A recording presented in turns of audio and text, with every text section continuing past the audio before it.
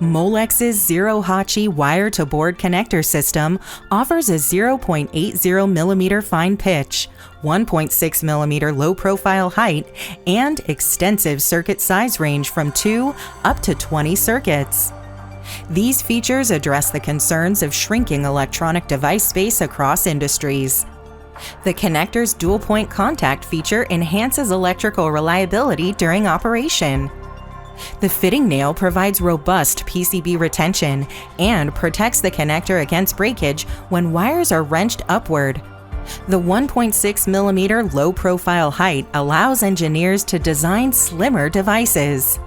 The friction lock on crimp housing provides for better mating retention and reliability of header and harness. The checking mark feature on crimp housing aids in checking if the connector is fully mated. This Zero-Hachi connector system has a maximum voltage rating of 30 volts, a maximum current limit of 2.5 amps when using 2 circuits for AWG 28 wires, and an operational temperature range of -40 to 85 degrees Celsius.